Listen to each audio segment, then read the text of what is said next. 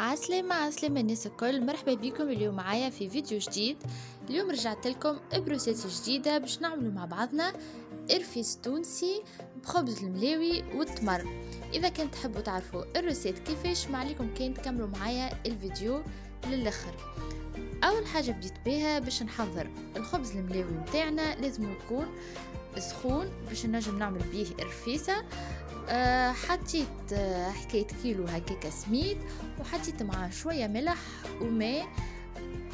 وكان تحبوا على روسيت الملاوي ديتايي وحدها، وكا ديجا مصورتها انا في فيديو وحدها ومفسرتها بالكدا. حاسيلو بعد ما كملت طيبت خبزت الملاوي نتاعي، تويك خذيت التمر وباش نبدا نقص فيه بالطريقه هذيك بعد ما نظفته بالطبيعه مليح مليح.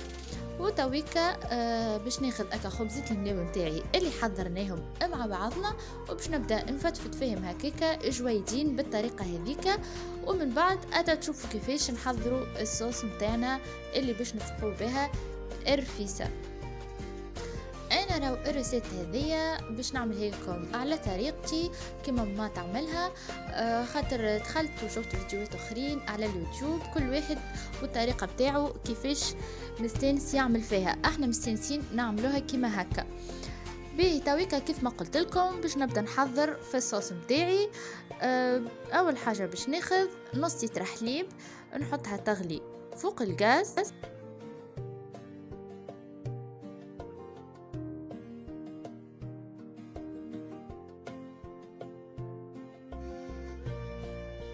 وقت اللي نشوفوا الحليب متاعنا بدا يسخن هكاكا شويه، باش نزيدوا اكا التمر اللي نظفناه وقسيناه من بكري مع بعضنا، باش نحطه يغلي مع الحليب باش يسيب النكهه متاعو الكل في وسط الحليب هذاك وتخثير الصوص شويه.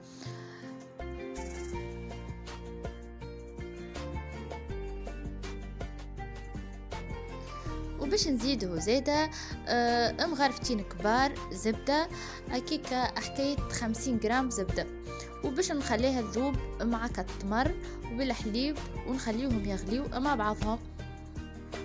وراو لهنا فما شكون يحب يزيدها سكر، اما راو التمر خاطر احلو برشا وديجا باش يسيب الحلاوه نتاعو الكل، دونك مانيش باش نستحقوا باش نزيدوها سكر. وتقعد كل واحد وهو كيفاش يحب. تويكا كيما قاعدين نشوفوا هكا كيفاش غليت الصوص نتاعي وتحسوها اختارت شويه.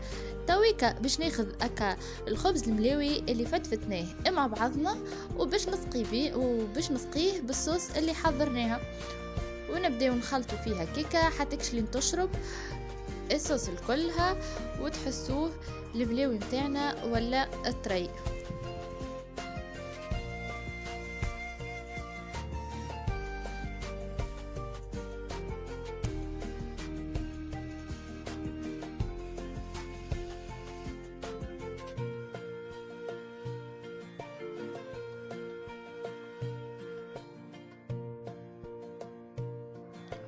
وأكا هاو هكا نكون وصلت بكم الاخر الفيديو متاعي متاع اليوم.